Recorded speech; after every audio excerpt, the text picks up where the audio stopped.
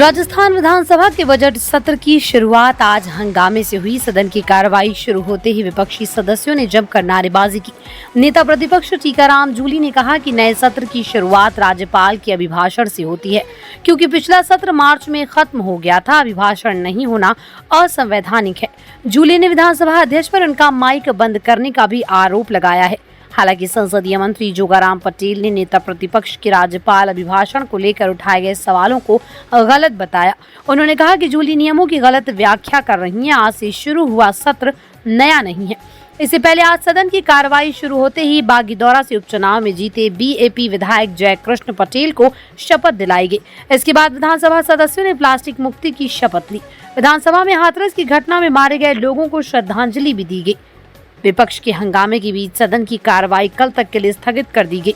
UP के हाथरस में सत्संग हादसे में मारे गए 121 लोगों को राजस्थान विधानसभा में 2 मिनट का मौन रखकर श्रद्धांजलि दी गई। सदन में 12 दिवंगत नेताओं को भी श्रद्धांजलि दी गई।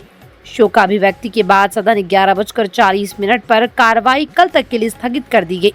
विधानसभा में विधायकों ने आज प्लास्टिक मुक्ति का संकल्प लेते हुए शपथ ली।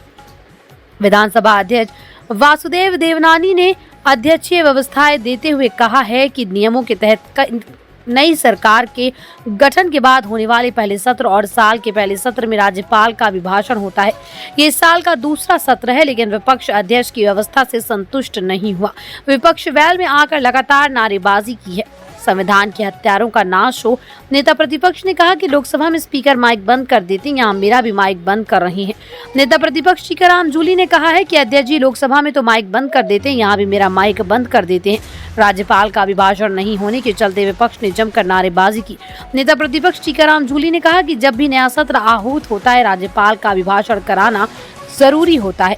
जूली ने कहा कि यह असंवैधानिक है। दिसंबर में सत्र बुलाया था, 19 जनवरी को राज्यपाल का अभिभाषण हुआ, मार्च में सत्रावसान को हो गया। ऐसे में जिस सत्र का सत्रावसान हुआ वो पिछले साल का सत्र था। साल के पहले सत्र में राज्यपाल का अभिभाषण जरूरी है।